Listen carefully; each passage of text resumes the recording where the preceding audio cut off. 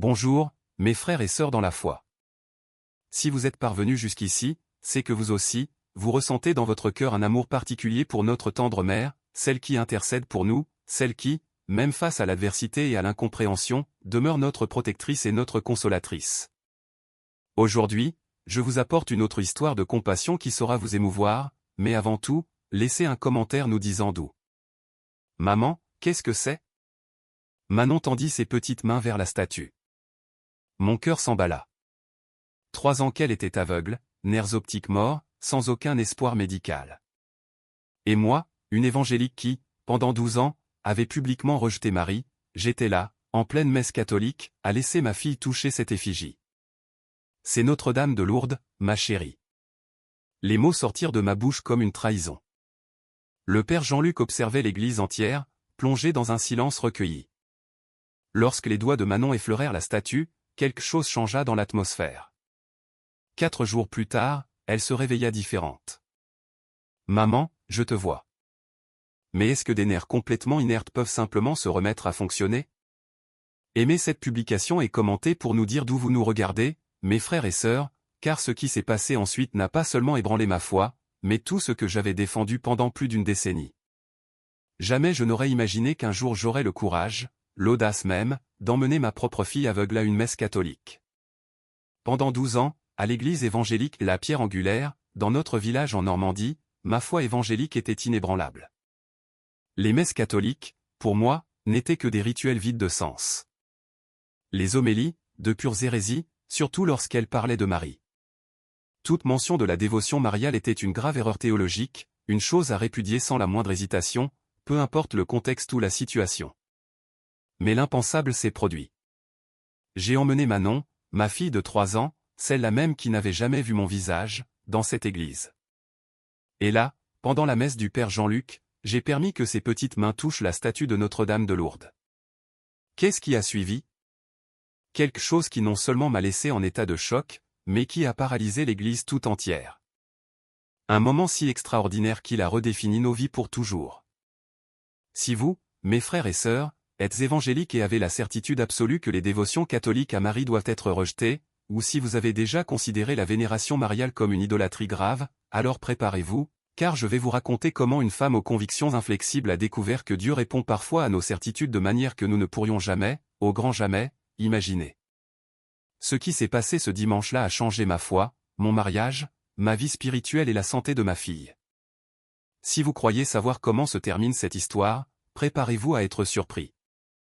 Je suis Chloé, j'ai 36 ans, infirmière à Pont-l'Évêque, en Normandie. Pendant 12 ans, j'ai été une voix active et connue au sein de l'église évangélique La Pierre Angulaire. Ma connaissance biblique était profonde et mon rejet de toute dévotion mariale catholique, véhément. Ma conversion à 24 ans n'a pas été seulement spirituelle, elle fut intellectuelle et profondément combative. J'avais développé un besoin quasi compulsif d'exposer publiquement toute erreur doctrinale catholique qui croisait mon chemin, particulièrement en ce qui concerne Marie. Mon signe distinctif en tant qu'évangélique de La Pierre Angulaire, frères et sœurs, savez-vous ce que c'était? Ma disposition totale à la confrontation. Je ne craignais pas d'exprimer ouvertement mon rejet de toute dévotion catholique à Marie que je considérais comme anti-biblique. Ma logique était simple, s'il prêche que Marie peut intercéder, mon devoir de chrétienne est de témoigner que seul Jésus est le médiateur. Aujourd'hui, le cœur sur la main, je le reconnais, c'était une arrogance déguisée en zèle pour la vérité. À l'hôpital communal de Pont-l'Évêque, où je travaillais, mes collègues infirmières étaient de ferventes catholiques. Quand elles commentaient les homélies qu'elles entendaient, surtout celles sur Notre-Dame de Lourdes, moi, frères et sœurs, je les corrigeais sans pitié. Je leur déclarais sans compassion, ce que le prêtre a dit est anti-biblique. Vous devez lire la Bible et comprendre. Il n'y a qu'un seul médiateur entre Dieu et les hommes, le Christ Jésus. Ma spécialité en tant qu'infirmière, frères et sœurs, était d'identifier les erreurs théologiques dans les dévotions catholiques et de soulever des objections publiques, toujours la Bible à la main. Je collectionnais les refus aux invitations pour des messes, des processions et des événements catholiques, en soulignant toujours les corrections doctrinales. Je me justifiais. Frères et sœurs, quand les catholiques se plaignaient, je disais, j'ai le droit d'exprimer ma foi. Si vous parlez publiquement de Marie, je peux témoigner publiquement que c'est mal selon la Bible. Je suis allé plus loin, mes frères. J'ai publié des messages sur les réseaux sociaux, décortiquant les erreurs de la dévotion mariale. J'argumentais que nous, les évangéliques, avions le droit de rejeter publiquement toute intercession par Marie. Aujourd'hui, avec la clarté que le temps m'apporte, je vois que c'était une distorsion dangereuse du droit d'expression religieuse, une intolérance masquée par un zèle évangélique. À 28 ans, je me suis marié avec Stéphane Dubois, frère et sœur. Lui, aussi fervent évangélique que moi, et tout aussi combatif. Nous partagions la même mission, confronter publiquement les catholiques au sujet de Marie. Nous étions une famille évangélique militante, fière de défendre la vérité biblique en tout lieu, sans peur. En 2021, notre Manon est venue au monde, frères et sœurs. Notre joie, oui, mais aussi notre joie combative. Notre vie de famille tournait autour de cela, des débats théologiques et un rejet public constant des dévotions catholiques. Il fut un temps, je vous le confesse, frères et sœurs, où ma voix résonnait avec une conviction inébranlable. À l'Église, nous étions infatigables pour démasquer les erreurs catholiques sur Marie, enseignant à tous à les rejeter publiquement et sans hésitation. Mes parents, figures d'autorité dans notre foi, défendaient avec véhémence que seul Jésus est l'intercesseur suprême, et je propageais cette vérité avec une fierté presque impétueuse. Jamais nous ne reculions devant les dévotions mariales. Notre voix était ferme et claire. Mais la vie nous a joué un mauvais tour, un événement qui allait mettre à l'épreuve de façon brutale toute ma superbe théologique. Manon est née, et avec elle est arrivé le diagnostic, complètement aveugle de naissance. La réalité fut un coup dévastateur, prononcé par les médecins avec une clarté implacable et choquante. Les nerfs optiques de Manon sont totalement inertes, expliqua le docteur Pierre Martin, l'ophtalmologue. Il n'y a aucune activité cérébrale. Elle n'aura jamais le don de la vue. Il n'existe aucun traitement, aucun remède. C'est une condition irréversible qui compromet entièrement la vision. Moi, Chloé, mère désespérée mais évangélique de la pierre angulaire à la fois inébranlable, j'ai redoublé mes prières et ma confiance exclusive en Jésus. Notre Église en Normandie s'est mobilisée, unie dans des campagnes spéciales de prière et de jeûne. Je suppliais Dieu de toutes mes forces, utilisant chaque gramme de ma foi. Seigneur, guéris ma fille. Je n'ai pas besoin d'intermédiaire. Je n'ai pas besoin de l'intercession de Saint-Maur. Christ est absolument tout ce dont j'ai besoin. Les mois filaient, mais l'obscurité persistait. Les petits yeux de Manon ne réagissaient pas à la lumière.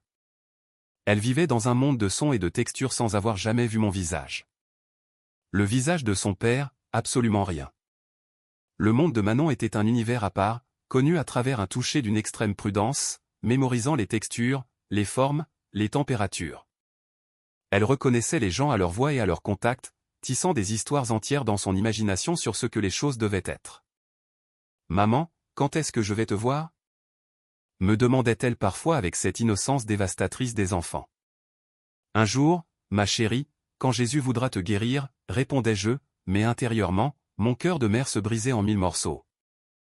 Je me réveillais à l'aube, étouffant de larmes, imaginant que ma fille ne verrait jamais un coucher de soleil, jamais les couleurs d'un arc-en-ciel, ni les fleurs des champs, ni son propre reflet dans le miroir.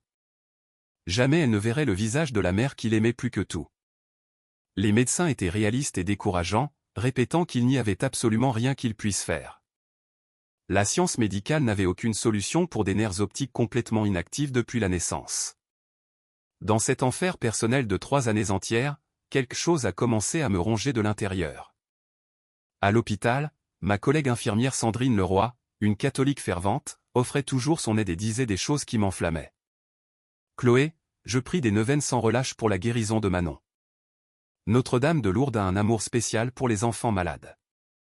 Elle peut intercéder pour notre cause auprès de Jésus. » Ma réponse, un arsenal de certitudes doctrinales prononcées avec une agressivité tranchante. « Sandrine, arrête avec ces superstitions catholiques. Manon a besoin de la médecine moderne et de Jésus directement. Des neuvaines pour une femme morte il y a 2000 ans? Marie ne peut intercéder pour personne car elle est morte. J'étais dur et inflexible dans mes refus. Aujourd'hui, je ressens une honte qui me brûle l'âme pour la façon dont je traitais Sandrine et les autres catholiques. En juin 2024, quand Manon a eu 3 ans, toujours complètement aveugle, ses nerfs optiques restant totalement inactifs, Sandrine m'a fait une proposition qui allait redéfinir mon destin pour toujours. « Chloé, il va y avoir une messe spéciale de guérison ce dimanche, ici en Normandie. Un prêtre franciscain très spécial, le père Jean-Luc, va prêcher sur Notre-Dame de Lourdes et les enfants malades. Pourquoi ne viendrais-tu pas avec Manon, juste pour recevoir une prière? Tu n'as pas besoin de participer à tout, juste recevoir la prière. Ma première réaction fut un rejet d'un mépris viscéral, et même avec une pointe de colère. Moi, aller à une messe pour écouter des hérésies sur Marie? Jamais. C'est de la plus pure idolâtrie. Vous, les catholiques, vous adorez des images et prêchez l'intercession des morts. Mais Sandrine insista avec une patience que je ne méritais pas. Chloé. Manon est complètement aveugle depuis 3 ans. Les médecins n'ont absolument aucun espoir. Ils ont dit que c'est impossible qu'elle voie. Qu'est-ce que ça coûte d'essayer, en venant juste une seule fois, juste pour recevoir une prière? Tout le monde parlait du père Jean-Luc. On disait qu'il était spécial, que lors de ses messes se manifestaient des événements vraiment extraordinaires. Mais ce fut le désespoir, une marée écrasante de désespoir maternel, qui commença à corroder ma rigueur doctrinale de fer. 3 ans.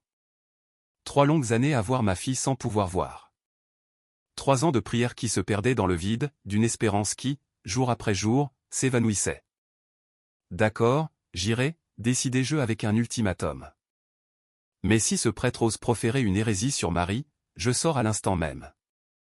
Et je n'irai qu'une seule fois, juste pour que tu constates que rien, absolument rien, ne se passera. Quand j'ai révélé ma décision à Stéphane, la réaction fut explosive. Il explosa de fureur, les yeux alarmés.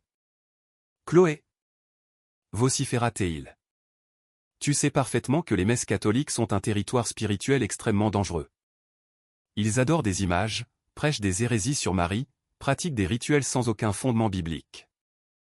Je sais tout ça, Stéphane, rétorquai-je, la voix chargée de résignation. Mais je n'irai qu'une seule fois. C'est pour que Sandrine arrête d'insister. C'est pour montrer une fois pour toutes que ça ne marche pas, que tout n'est que superstition vide de sens. Cette nuit de samedi, veille de la messe, le sommeil m'a abandonné. Une guerre spirituelle féroce se livrait en moi. Ma foi évangélique de 12 ans criait, m'accusant de trahir chaque principe que je défendais. Mais, dans un contraste brutal, mon cœur de mère murmurait quelque chose de complètement différent. Seigneur Jésus, implorai-je en silence. Pardonne-moi si je commets une terrible erreur, mais ma fille est aveugle depuis 3 ans et, honnêtement, je ne sais plus quoi faire. Le dimanche matin, j'ai habillé Manon de cette délicate robe bleue que ma mère, Monique, lui avait offerte. Elle, si petite, était toute guillerette, curieuse, sans comprendre exactement notre destination. Maman, on va se promener? On va voir mamie? Demanda-t-elle. On va dans un endroit différent, ma chérie, un endroit nouveau, répondis-je en essayant de paraître convaincante. Frères et sœurs, je vous jure que sur le trajet jusqu'au sanctuaire Notre-Dame de la Salette, la bataille intérieure s'est intensifiée. Chaque kilomètre parcouru était un tourment. Ma foi évangélique, forgée en 12 ans de conviction, criait des accusations furieuses, tu trahis le Christ. Tu cherches Marie au lieu de Jésus. Tu entres volontairement en territoire d'idolâtrie. Satan va utiliser cela contre toi. Mais mon cœur de mère, brisé par le désespoir, murmurait une mélodie plus douce et plus troublante, et si Dieu voulait utiliser un autre chemin? Et si j'étais en train, de mes propres mains, de fermer une porte qu'il désire ouvrir? Et si ma théologie si limitée m'empêchait de recevoir quelque chose de grandiose? Quand nous sommes enfin arrivés au sanctuaire, la surprise m'a frappé de plein fouet. Le temple était bondé, une mer de gens.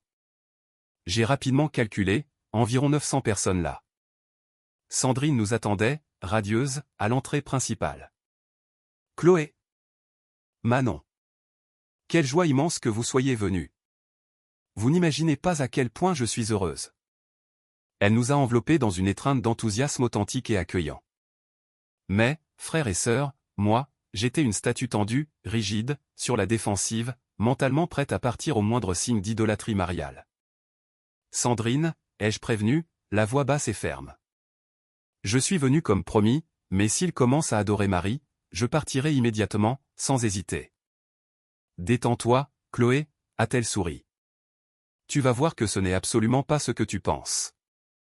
Je me suis assise à une position stratégique, bien au centre, qui me permettrait une fuite rapide si nécessaire. Manon était blottie sur mes genoux, sa petite tête confortablement appuyée sur mon épaule. Tranquille, elle absorbait cette atmosphère complètement nouvelle à travers ses autres sens, maintenant aiguisés.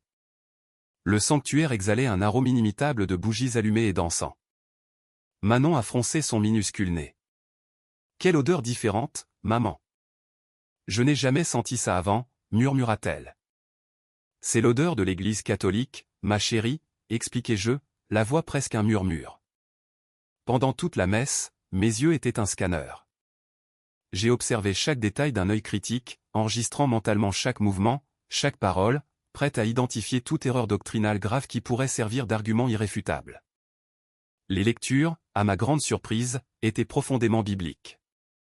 J'étais déconcerté. Les cantiques, alors, étaient principalement sur Jésus. Autre surprise.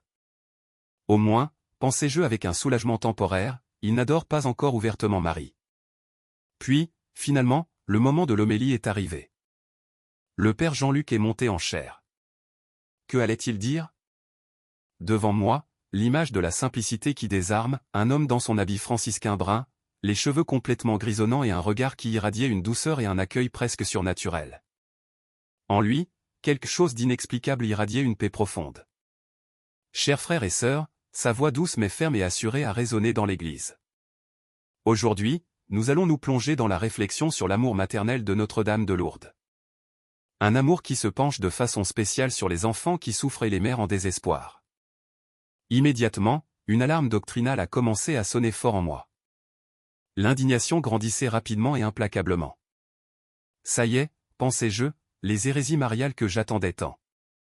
Mon corps se préparait déjà à la sortie, un acte de protestation silencieux.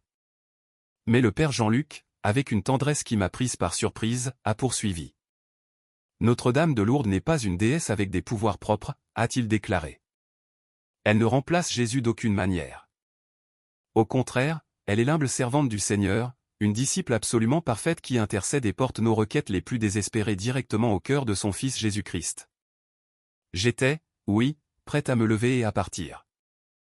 À cet instant, cependant, quelque chose de complètement inattendu dans sa façon de parler m'a arrêté. Cela m'a fait douter pendant de brèves secondes. Marie est mère. La phrase simple, dite avec une émotion sincère, m'a captivé. Et une mère, a-t-il continué, intercède naturellement pour ses enfants. Quand une mère, dans son désespoir le plus profond, confie son enfant malade à Marie, elle ne remplace en aucune manière Jésus. Elle demande en réalité humblement que la mère de Jésus porte cette requête urgente au cœur miséricordieux du Fils. Aussitôt, il s'est plongé dans la Bible, citant longuement le chapitre 2 de Jean, le passage des noces de Cana.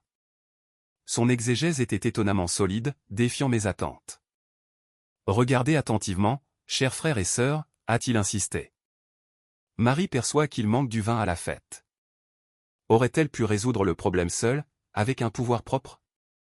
Absolument pas. Elle ne possède aucun pouvoir par elle-même. Que fait-elle alors? Elle porte le problème qu'elle a elle-même identifié directement à Jésus, et ensuite au serviteur. Elle prononce quelque chose d'absolument fondamental, faites tout ce qu'il vous dira. Le père Jean-Luc, avec un regard d'une tendresse authentiquement paternelle, a parcouru l'église comble. Marie, a-t-il souligné, pointe toujours exclusivement vers Jésus. Toujours, sans exception. Elle ne vole absolument rien de la gloire du Fils. Au contraire, elle reflète parfaitement cette gloire. Elle ne le remplace d'aucune manière. Elle nous conduit simplement humblement au Fils. C'est alors que, sans préavis, des larmes complètement inattendues ont commencé à couler sur mon visage. Je ne pouvais ni contrôler ni même comprendre ce qui se passait. Manon, sentant mon émotion croissante, s'en est vite rendu compte. « Maman, tu pleures? Pourquoi tu pleures? » « Je vais bien, ma chérie, » ai-je essayé de répondre, la voix étranglée. « Tout va bien. » Le père Jean-Luc a poursuivi, sa voix maintenant de plus en plus étouffée par une émotion sincère, presque palpable. Et enfin, frères et sœurs, a-t-il dit, Notre-Dame de Lourdes a un amour absolument spécial pour les petits-enfants, pour les enfants gravement malades, pour les enfants qui souffrent terriblement, pour les enfants qui ne peuvent même pas entrevoir la beauté extraordinaire de la création de Dieu.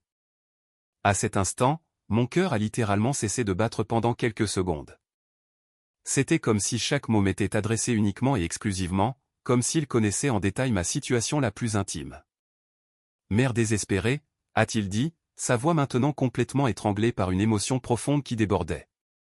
Confiez vos enfants malades à Notre-Dame de Lourdes. Elle les portera personnellement au cœur infiniment miséricordieux de Jésus, avec un amour maternel que seule une vraie mère peut en fait comprendre. L'homélie a pris fin. La messe a suivi son cours normal, mais j'étais un chaos à l'intérieur, complètement désorganisé, pleurant en silence, sans arrêt, dans une confusion absolue. 12 années entières de conviction doctrinale, autrefois si absolue, étaient maintenant remises en question dans leur essence même. Quand la messe est finalement arrivée à son terme, la plupart des gens ont commencé à quitter l'église peu à peu. Moi, cependant, je suis resté assise là, complètement épuisé, sans force physique ni émotionnelle pour même bouger. C'est alors que Manon, avec sa petite main, a tiré doucement sur ma manche. « Maman, je peux marcher un peu ? Je veux connaître cet endroit. »« Oui, ma chérie, » ai-je répondu, essayant de paraître normal. Mais marche doucement et avec beaucoup de soin.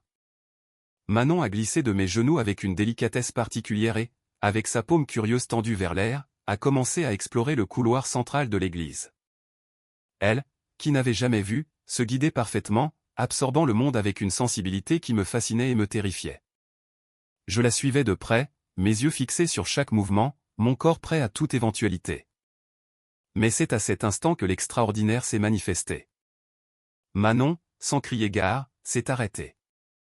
Elle s'est figée juste là, devant l'autel latéral, où la statue de Notre-Dame de Lourdes irradiait une beauté presque palpable.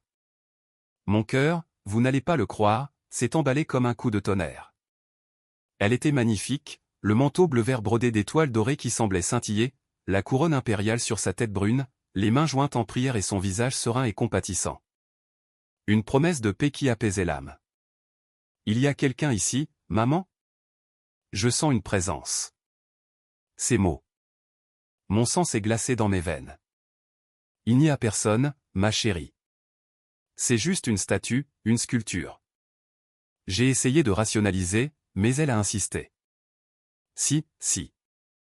Oh, maman, je le sens très fort. C'est une dame très gentille et affectueuse. Ma voix a flanché. Comment sais-tu que c'est une dame, Manon ? Tu n'as jamais rien vu.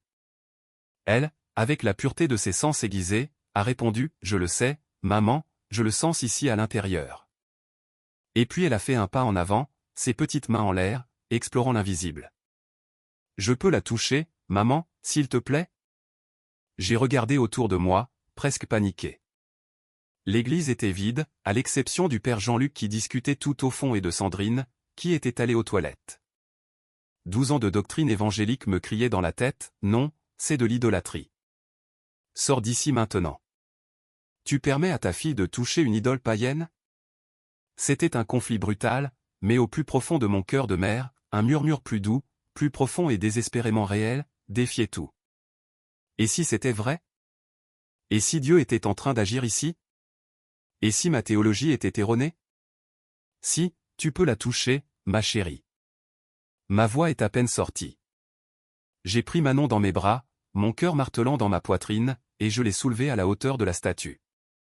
Et c'est là que c'est arrivé. Elle a tendu ses petites mains lentement, avec une révérence que je n'avais jamais vue chez elle. C'était quelque chose d'extraordinaire. Ses doigts ont effleuré le plâtre froid, ont exploré le manteau bleu-vert brodé d'étoiles. Ils sont montés jusqu'à son visage serein et compatissant, sont descendus jusqu'à ses mains jointes en prière, et là, ils sont restés. Elle est simplement restée là, à toucher. Elle a continué ainsi, à toucher la statue de la Vierge pendant un temps qui semblait défier l'horloge. 1 minute, 2, 3 minutes entières. J'étais sur le point de la tirer, de lui dire que ça suffisait, mais une force invisible, inexplicable, m'a paralysé. Il y avait quelque chose de différent, de profondément unique dans la façon dont Manon touchait.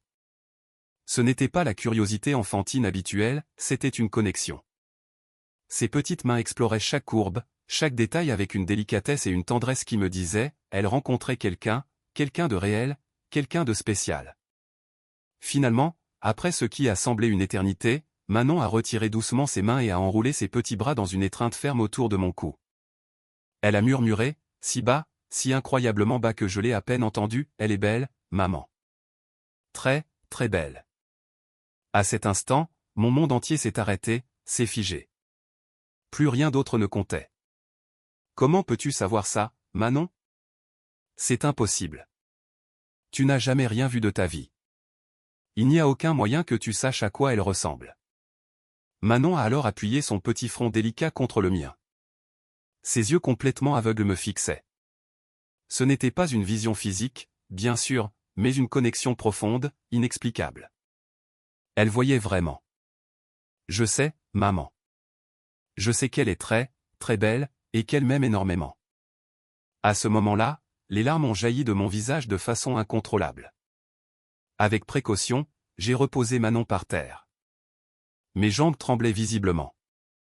Toute ma foi évangélique, solide depuis 12 ans, était violemment secouée jusqu'à ses fondations les plus profondes.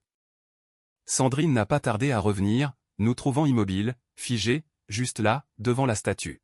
« On y va, Chloé » a-t-elle demandé. « Oui, allons-y » ai-je répondu, presque dans un murmure. Sur le chemin du retour à notre maison de campagne, Manon est restée dans un silence étrange. Ce n'était pas normal chez elle, en aucun cas. Ma fille bavardait toujours sans arrêt, posait toujours des millions de questions, créait des histoires élaborées. Mais ce jour-là, elle me tenait simplement la main fermement, avec un petit sourire constant sur les lèvres. Son silence était un mystère. Pendant ce temps, une guerre interne dévastatrice me consumait entièrement. Ce n'est qu'une étrange coïncidence, tentais-je de me convaincre encore et encore, presque désespéré. Elle ne peut pas vraiment savoir à quoi ressemble la statue. Elle est complètement aveugle. Ses nerfs optiques ne fonctionnent tout simplement pas. Le docteur Pierre Martin avait été limpide avec le diagnostic. Mais tout au fond, profondément enfoui dans mon cœur de mère, quelque chose de fondamental s'était transformé. Un changement définitif, irréversible. En arrivant à la maison, Stéphane nous attendait sur le pas de la porte, visiblement anxieux. « Alors, Chloé » m'a-t-il lancé. « Je ne t'avais pas dit qu'il ne se passerait absolument rien ? Je ne te l'avais pas dit ?» Je n'ai tout simplement pas pu répondre. Honnêtement, je ne savais ni quoi dire ni comment expliquer le tourbillon en moi. Le lundi matin, encore très tôt, a apporté quelque chose de complètement inattendu. Quelque chose d'extraordinaire était sur le point de se produire. J'étais dans la cuisine, en train de préparer le café. J'ai allumé la lumière, normalement. Dans le salon, Manon jouait tranquillement avec son ours en peluche préféré. Soudain, elle a tourné la tête. Elle l'a tournée exactement et précisément en direction de la cuisine illuminée. Mon cœur a littéralement manqué plusieurs battements. « Manon, que s'est-il passé, ma chérie » ai-je demandé, la voix étranglée. « Rien, maman » a-t-elle répondu. « Comment as-tu su que j'étais ici dans la cuisine maintenant » Ma question était à peine sortie qu'elle a lâché, « Je t'ai vu allumer la lumière, maman. » J'ai vu une chose brillante apparaître là. La tasse que je tenais m'a glissé des mains et est tombée lourdement sur le sol dur. Elle s'est brisée en 1000 morceaux. Du café chaud s'est répandu partout. « Manon, tu n'as pas pu voir quoi que ce soit » ai-je insisté, la voix paniquée. « Tu es complètement aveugle depuis ta naissance. » Elle a incliné sa petite tête, confuse par ma réaction si forte. « Mais si, j'ai vu, maman. J'ai vu une chose brillante et jolie apparaître juste là où tu étais. » Stéphane est entré en courant dans la cuisine, effrayé par le désordre. « Que s'est-il passé ici ? Pourquoi as-tu tout laissé tomber ?» a-t-il demandé, alarmé. « Stéphane, ai-je commencé, la voix tremblante. Manon vient de dire qu'elle a vu quand j'ai allumé la lumière. Elle a dit qu'elle a vu quelque chose de brillant. » Stéphane m'a regardé avec incrédulité. « Chloé, c'est complètement impossible. Tu sais parfaitement que c'est totalement impossible. » Je le savais, mais comment ignorer ce que mes oreilles venaient d'entendre ? « Je sais que c'est impossible, lui ai-je répondu, mais elle a dit qu'elle a vu. » J'ai passé toute la semaine suivante à observer Manon de manière obsessionnelle. Je cherchais désespérément d'autres signes, la testant constamment. Je voulais désespérément croire, mais une peur paralysante m'empêchait de me faire des illusions. Le mardi suivant, j'ai décidé de faire un test. J'ai délibérément laissé un grand jouet au milieu du couloir principal. Manon a marché normalement, sans hésiter, et l'a contourné avec perfection. Elle n'a pas trébuché, n'a pas tâtonné, elle l'a simplement contourné avec le naturel de quelqu'un qui voit. Pure coïncidence, a lancé Stéphane catégoriquement quand je lui ai tout raconté en détail. Elle t'a probablement entendu poser le jouet juste là avant. Stéphane, ai-je répliqué. Elle était dans une autre pièce complètement différente, éloignée. Il n'y avait absolument aucun moyen qu'elle ait entendu quoi que ce soit. C'était mercredi. Je suis entré dans la chambre de Manon comme un fantôme. Chaque pas pieds nus calculé, chaque respiration contenue. Pas un son, pas un mot. Elle était là, tranquille par terre, plongée dans ses jouets tactiles. Soudain, avant même que je puisse bouger, ses petits bras se sont tendus dans ma direction. Maman, tu es revenue. Mon sang s'est glacé, s'est figé. Comment? Comment savait-elle que j'étais là, immobile, invisible? Je n'avais fait aucun bruit. Je t'ai vu là, maman. J'ai vu quelque chose apparaître à la porte. Cela m'a brisé. J'ai couru paniqué hors de la chambre. Je me suis enfermé dans la salle de bain et je me suis effondré en sanglots incontrôlables pendant un temps qui a semblé une éternité. Mon Dieu, pensais-je, qu'est-ce qui se passe? Ma fille, née complètement aveugle, avec des nerfs optiques sans aucune activité, voyait maintenant des choses. Comment cela pouvait-il être réel? Au milieu de la peur, j'ai pris le téléphone. Docteur Pierre Martin. J'ai tenté en vain de contrôler le tremblement dans ma voix. Docteur, j'ai besoin d'une consultation urgente aujourd'hui. Manon. Elle réagit à des stimuli visuels. C'est impossible. De l'autre côté, sa voix était prudente. Chloé, vous savez que c'est cliniquement impossible. Ses nerfs optiques sont inactifs. Je sais que c'est impossible, ai-je insisté, la voix brisée, mais ça arrive. S'il vous plaît, examinez-la aujourd'hui. L'urgence était palpable. La consultation d'urgence a été programmée pour le jeudi matin, très tôt. Le jeudi, de très bonne heure, le docteur Pierre Martin s'est plongé dans le cas de Manon. Ce furent près de 2 heures d'une investigation minutieuse. Il a fait tous les tests imaginables, reflets pupillaires, réactions à différentes intensités de lumière, suivis d'objets en mouvement. Et à chacun d'eux, Manon répondait positivement. Quand le long examen s'est finalement terminé, il m'a appelé pour une conversation privée dans son bureau, laissant Manon avec l'infirmière. Le moment qui précède un verdict. Il a commencé à parler, mais sa voix était étranglée, l'expression perturbée. Lentement et délibérément, il a enlevé ses lunettes, s'est frotté les yeux fatigués et a passé la main dans ses cheveux grisonnants. Chloé, a-t-il dit, Je ne sais honnêtement pas comment vous expliquer cela. Mon cœur s'est emballé. Docteur, s'il vous plaît, l'ai-je supplié, dites-moi ce qui se passe. La réponse est arrivée. Un coup dans l'estomac. Les nerfs optiques de Manon sont actifs. Il y a une activité mesurable là où il ne devrait y avoir absolument rien. Le sol a semblé disparaître sous mes pieds. J'ai dû m'agripper à la table, mon monde tourbillonnant, pour ne pas tomber. Mais vous aviez dit que c'était impossible, que ces nerfs ne fonctionnaient pas, que c'était une condition sans retour. Ma voix n'était qu'un murmure, pleine d'incrédulité. Il m'a fixé, la voix maintenant plus forte, chargée d'une profonde perturbation. Et je continue de penser que cela devrait être impossible, Chloé, a-t-il répliqué. J'ai suivi Manon depuis le jour de sa naissance. Je lui ai fait des examens détaillés à 1 mois, à 3, 6, 1 an, 2, 3 années complètes. Il a ouvert son dossier médical volumineux, feuilletant les rapports. Dans tous ces examens, sans une seule exception, il y avait 0 activité dans les nerfs optiques. 0. Il a pointé du doigt, voyez ici, ici et ici. Aucune activité, aucune réponse, aucune fonction. Et puis, soudain, il a montré les examens les plus récents. Et maintenant, Chloé, il y a une activité claire.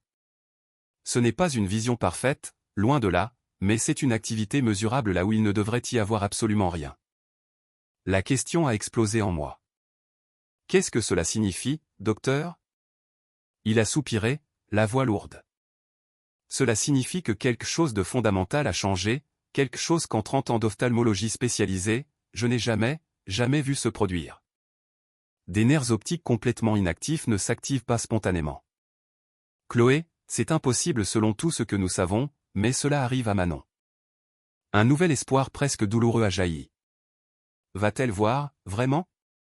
Va-t-elle pouvoir voir réellement? L'incertitude flottait dans l'air. Je ne sais pas, Chloé, sincèrement, je ne sais pas.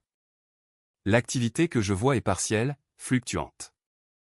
La vérité, c'est qu'elle ne verra peut-être jamais parfaitement, mais Manon traite des informations visuelles, quelque chose qui, logiquement, est tout simplement impossible. Je suis sorti du cabinet. Mes pieds touchaient à peine le sol, je flottais littéralement. Mais ce n'était pas un bonheur complet, c'était une avalanche dévastatrice d'émotions, terreur, espoir, confusion, et une peur qui me paralysait. La crainte de trop croire, la méfiance de me faire des illusions, et la panique des implications théologiques profondes de tout cela. Sur le parking de l'hôpital, j'ai composé le numéro de Stéphane. Sa voix à l'autre bout du fil a confirmé ce que je savais déjà mais n'osais pas dire. Les nerfs optiques de Manon sont actifs, Stéphane. Je ne sais pas comment l'expliquer, mais ils sont définitivement actifs. Un silence glacial et lourd s'est installé. Stéphane, tu m'écoutes? Chloé. Que as-tu fait exactement? La question m'a prise par surprise. Qu'est-ce que tu veux dire par ce que j'ai fait? Sa voix était grave. Tu l'as emmené à une messe catholique dimanche, et maintenant, seulement 4 jours plus tard, ça arrive. C'est impossible. Stéphane, tu suggères que... L'interruption fut brusque. Chloé, c'est un territoire spirituel extrêmement dangereux. Ça peut être une manifestation démoniaque claire. Satan est capable de produire des signes et des prodiges trompeurs pour égarer même les élus. Stéphane, notre fille commence à voir. Comment une telle chose peut-elle être démoniaque? Il semblait inflexible. C'est exactement pour ça que c'est si dangereux. Tu ne vois pas? L'ennemi te séduit à travers elle, ta propre fille. Il sait que tu ferais n'importe quoi pour elle. J'étais sous le choc. Stéphane, je n'arrive pas à croire ce que j'entends. Sa réponse fut rapide, implacable. Chloé, je vais appeler le pasteur Michel Girard tout de suite. Nous avons besoin d'une libération spirituelle urgente pour Manon, et pour toi aussi, apparemment. J'ai raccroché le téléphone brusquement. Là, sur le parking bondé de l'hôpital, je me suis effondré en sanglots incontrôlables. Seigneur Jésus, implorai-je en silence. Je ne comprends absolument rien. Ma fille commence à voir. Comment? Comment cela peut-il être une mauvaise chose? Comment cela peut-il être l'œuvre de l'ennemi? Les jours qui ont suivi ont été terribles. Ma vie est devenue un enfer de conflits spirituels dévastateurs. Pendant la journée, je voyais Manon. Elle s'améliorait de façon spectaculaire et constante. Elle réagissait à chaque nouveau stimulus visuel. Elle identifiait des formes de base, simples. Elle savait quand quelqu'un entrait dans la pièce. Mais la nuit était interminable. Stéphane et les responsables de notre église me bombardaient sans cesse. Avertissements apocalyptiques, terrible tromperie de Satan, territoire spirituel extrêmement dangereux, le prix éternel de chercher de l'aide dans des lieux, selon eux, contaminés par l'idolâtrie mariale. Un mardi soir, le pasteur Michel Girard est apparu chez nous. Il avait amené sa femme et 2 autres anciens. L'atmosphère était pesante. Sœur Chloé, a-t-il commencé? Le frère Stéphane m'a absolument tout raconté. Vous devez comprendre l'extrême gravité spirituelle de cette situation. Il a ouvert la Bible directement à 1 Timothée, chapitre 2. Il y a un seul médiateur entre Dieu et les hommes, Jésus-Christ homme. Pas de saint mort, pas d'intercesseur décédé. Seulement Jésus, exclusivement. Je le sais parfaitement, pasteur, ai-je répondu, essayant de garder mon calme. J'ai toujours cru en cela. Il m'a fait face. Alors, pourquoi exactement avez-vous emmené Manon à une messe catholique? Pourquoi l'avez-vous délibérément exposée à une dévotion mariale que la Bible condamne clairement? Je ne suis pas allé adorer Marie, me suis-je défendu. Je suis juste allé recevoir une prière. Mais la prière a été faite par l'intermédiaire de Marie, n'est-ce pas? La question fut un coup. Et maintenant, des choses impossibles se passent avec Manon, sœur Chloé. Satan peut guérir temporairement pour détruire éternellement. J'ai passé cette terrible nuit de mardi éveillé, frères et sœurs, une agonie spirituelle complète et absolue me consumait. Seigneur Jésus, suppliai-je, montre-moi clairement la vérité. Si cela vient de l'ennemi, je le rejette complètement maintenant. Mais si cela vient de toi, si tu utilises un chemin que je n'aurais jamais imaginé, j'ai désespérément besoin de savoir. Le jeudi soir, 2 semaines exactes après cette messe, je n'en pouvais tout simplement plus.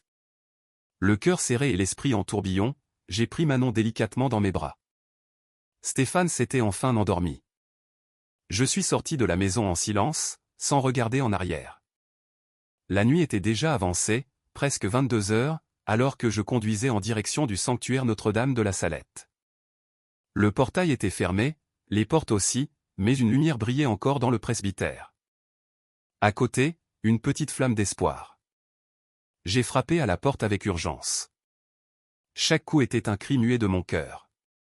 Frères et sœurs, c'est le père Jean-Luc qui a ouvert personnellement.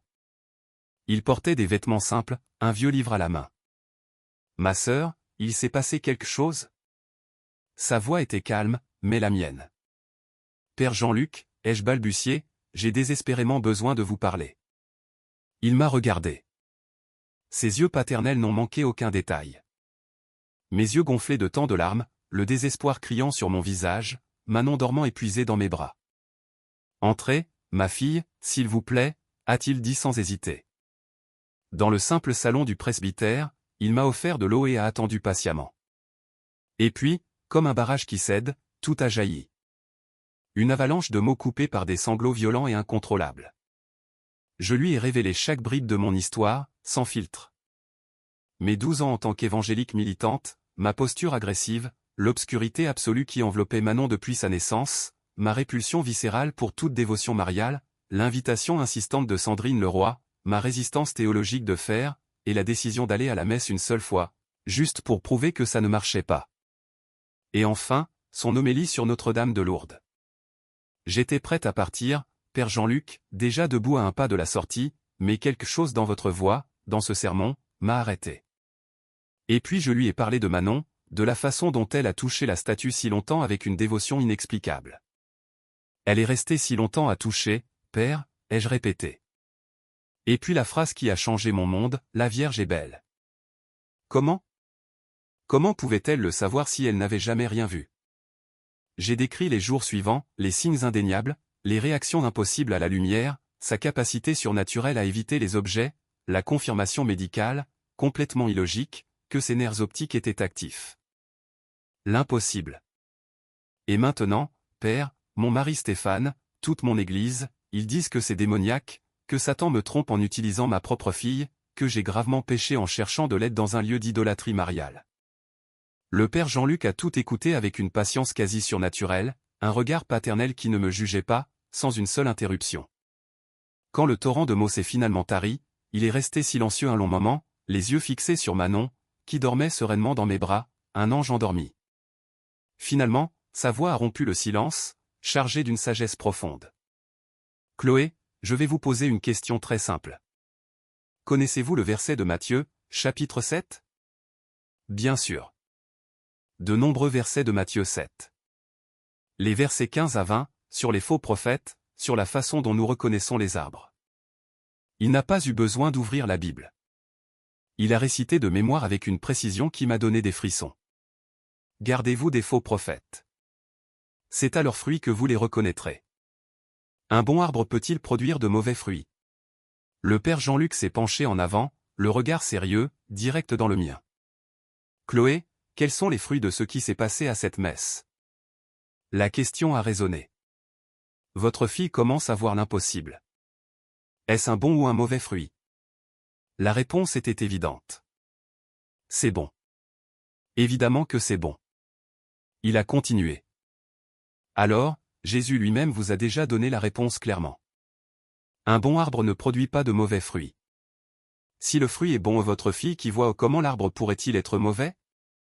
Ma voix a flanché. Mais mon Église dit. Il m'a interrompu avec respect, mais fermeté. Chloé, avec tout le respect que je dois à votre Église, votre fille était complètement aveugle.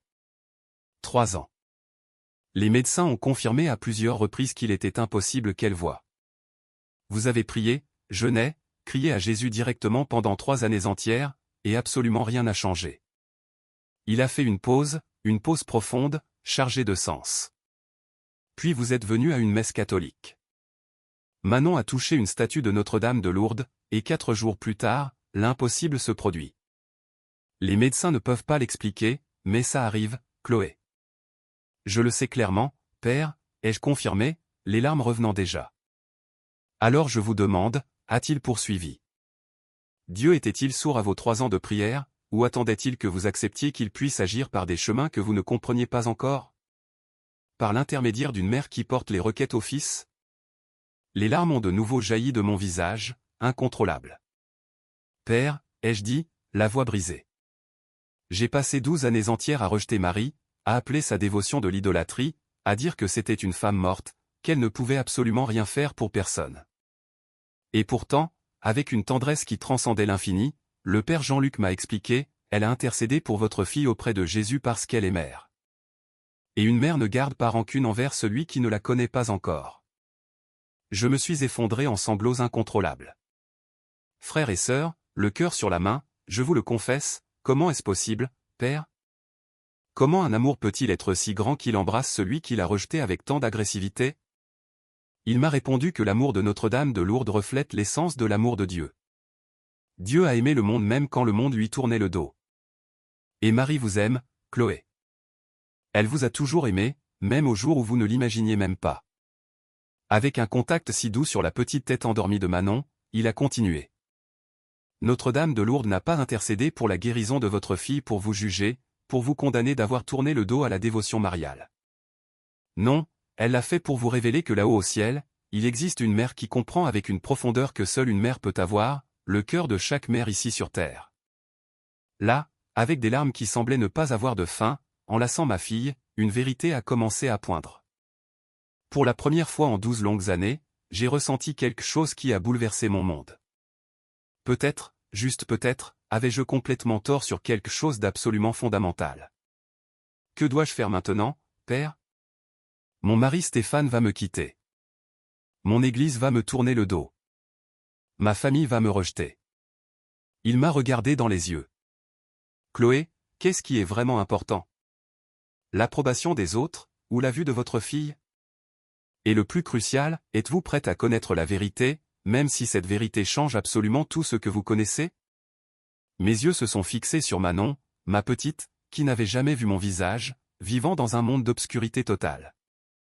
Et maintenant, elle commençait à voir, pour des raisons que la médecine ne pouvait déchiffrer, mais qui avaient émergé exactement après ce contact avec la statue de Notre-Dame de Lourdes. Je veux connaître la vérité, ai-je murmuré, presque inaudiblement. Alors, venez. Nous allons étudier ensemble, sans aucune pression, sans exigence. Je vais vous révéler ce que l'Église enseigne réellement sur Marie. Pas la caricature déformée qu'on vous a racontée, mais la vérité biblique et historique dans son essence. J'ai commencé mes études avec le Père Jean-Luc 2 fois par semaine. Chaque rencontre était une couche de ma résistance qui se défaisait, une vérité qui me désarmait plus profondément. Dans les mois qui ont suivi, la transformation a été vertigineuse. Manon s'améliorait à vue d'œil, de façon spectaculaire. Le docteur Pierre Martin a prescrit des lunettes spéciales. L'activité dans les nerfs optiques, autrefois inactive, augmentait de manière constante. Décembre 2024, 6 mois exacts après cette messe qui a changé ma vie. Le jour le plus extraordinaire était sur le point de se produire. Les mains tremblantes, je lui ai mis les lunettes fraîchement prescrites. Manon, ma chérie, nous allons essayer les nouvelles lunettes. Ouvre les yeux doucement. Elle a ouvert les yeux lentement. Elle est restée immobile, complètement paralysée pendant des secondes qui ont paru une éternité, absorbant la pièce autour d'elle. Puis ses yeux se sont fixés sur les miens, et pour la première fois en 4 ans de vie, Manon a vu. Elle a vu le visage de sa propre mère. Non, ce n'était pas une vision parfaite. Il y avait un léger flou sur les bords, mais elle a vu. Et les larmes ont commencé à rouler, chaudes, derrière ses nouvelles lunettes. Maman. A-t-elle balbutié. Je pleurais aussi, de manière incontrôlable. Tu peux me voir, ma chérie? Manon a hoché la tête entre deux sanglots. Toi. Tu es comme ça. Elle a levé sa petite main délicatement et a touché mon visage, regardant et sentant en même temps. Tu es belle, maman. Très, très belle. Je l'ai serrée dans mes bras de toutes mes forces, toutes les deux plongées dans des pleurs qui n'étaient que pure émotion. Manon a passé le reste de cette journée à explorer le monde avec ses yeux. La maison, autrefois cartographiée par le toucher, prenait maintenant forme. Les jouets, des couleurs vibrantes. Le monde se révélait plus grand, différent, plein de nouveaux détails. Stéphane, mon mari, en étant témoin de la transformation irréversible de Manon, un changement qui défiait toute logique, a commencé à confronter ses propres convictions les plus profondes. À peine 6 mois plus tard, notre famille entière a embrassé le catholicisme. En mars 2025, 9 mois exacts après cette messe qui a tout changé, nous sommes retournés à ce même sanctuaire Notre-Dame de la Salette. Il était de nouveau bondé, avec près de 900 personnes. Le père Jean-Luc a célébré une messe spéciale, une réception pour nous. Quand le moment est venu, il nous a appelés à l'avant, m'a demandé de donner mon témoignage, et j'ai résumé, la voix entrecoupée. Frères et sœurs, évangélique pendant 12 ans, ma fille aveugle, nerfs optiques inactifs, un cas impossible. J'ai prié pendant 3 ans, et rien. Puis je suis venu à la messe. Manon a touché Notre-Dame de Lourdes. 4 jours plus tard, un miracle inexplicable. Aujourd'hui, ma fille voit. Manon aujourd'hui voit. Pas parfaitement, mais elle voit. Et c'est la partie que la médecine ne comprend pas. Mais moi je comprends. Et tout a commencé il y a 12 ans quand moi, une évangélique convaincue, je rejetais Marie avec une certitude inébranlable. Je la rejetais, mais elle, avec une patience de mère, a intercédé. Justement quand je l'éloignais, elle a tendu la main. Et pourquoi? Parce qu'elle est mère. Cette vérité a explosé dans mon cœur. Ce jour-là, l'église a éclaté en applaudissements. Ma conversion a été un tremblement de terre, un véritable séisme qui nous a coûté cher. Nous avons été expulsés de l'église, avons perdu des amis. Notre propre famille a coupé les ponts. Mais ce que nous avons perdu d'un côté, nous l'avons récupéré avec usure. Nous avons gagné une famille catholique, nous avons gagné une mère spirituelle, et nous avons gagné le plus précieux de tous les cadeaux, la vue de Manon. Aujourd'hui, 3 ans après tout cela, Manon a 6 ans. Elle porte des lunettes. Sa vision n'est pas parfaite, mais elle voit. Elle voit l'école, les jeux, les livres. Elle voit les couleurs vibrantes du ciel, la délicatesse des fleurs, les visages de ceux qu'elle aime. Le docteur Pierre Martin, avec ses 30 ans de carrière, appelle cela le cas le plus extraordinaire qu'il ait jamais vu. Des nerfs inactifs qui se sont remis à pulser, à fonctionner. Il a documenté chaque détail, mais il ne peut pas l'expliquer. Mais moi je l'explique. Notre-Dame de Lourdes a intercédé. Ma vie a profondément changé. Je suis toujours infirmière, mais je consacre maintenant une partie de mon temps à la pastorale de l'accueil. Là, j'aide des évangéliques qui, comme moi, sont curieux et cherchent des réponses. Les 900 personnes qui ont été témoins ce jour-là forment aujourd'hui une communauté de témoins vivants. Beaucoup me disent que ma transformation leur a appris que Dieu répond au rejet non par la condamnation, mais par une miséricorde qui transcende tout. Le père Jean-Luc affirme que ce dimanche-là, Dieu nous a montré à tous comment Marie, avec son cœur maternel, répond au désespoir, même lorsque ce désespoir est déguisé en rejet. Et Manon, elle a sa propre sagesse. Elle dit, maman ne connaissait pas Tati Marie, mais Tati Marie connaissait déjà maman et elle a aidé quand même. C'est une vérité si simple et si profonde. J'ai appris que les rejets ne révèlent pas en réalité le zèle, mais l'orgueil. Je rejetais par pure arrogance, et cette arrogance n'était qu'un déguisement pour mon ignorance. Frères et sœurs, si en ce moment vous êtes évangéliques et que vous rejetez peut-être Marie, je ne vous demande pas de changer votre foi à cause d'arguments. Je veux seulement partager mon histoire. Je l'ai rejetée pendant 12 ans, et elle a intercédé au moment le plus désespéré de ma vie. Notre-Dame de Lourdes n'a pas fait taire mon rejet par la condamnation, mais par une action maternelle si puissante qu'elle a guéri ma fille aveugle. J'ai appris que l'intercession ne remplace pas Jésus, au contraire, elle nous conduit à lui. Marie ne vole pas la gloire, elle la reflète. Notre-Dame de Lourdes ne rivalise pas avec le Christ, elle nous mène directement à son cœur. Chaque vendredi, nous retournons à cette même église. Nous nous arrêtons devant la statue, et Manon, qui un jour a touché cette statue sans la voir, la contemple maintenant avec un amour sincère. Elle est toujours aussi belle, dit Manon, et elle remercie toujours. Moi aussi, je remercie chaque jour pour la mère que j'ai rejetée, mais qui n'a jamais baissé les bras avec moi. Pour la mère qui a intercédé alors que je la considérais comme morte. Pour la mère qui a répondu à mon rejet par un miracle qui a tout changé pour toujours. Marie, Notre-Dame de Lourdes, mère qui intercède pour les enfants qui ne peuvent pas voir. Merci, merci d'avoir porté Manon au cœur de Jésus, même quand je m'obstinais à rejeter ton rôle maternel. Utilise notre transformation, Seigneur, pour toucher d'autres évangéliques qui, par ignorance, rejettent ce que tu es réellement, un chemin qui mène au Christ, une mère qui porte les enfants au Fils. Amen. Ceci est un témoignage personnel pour l'édification de la foi. N'interrompez jamais de traitements médicaux sans avis professionnel. MM.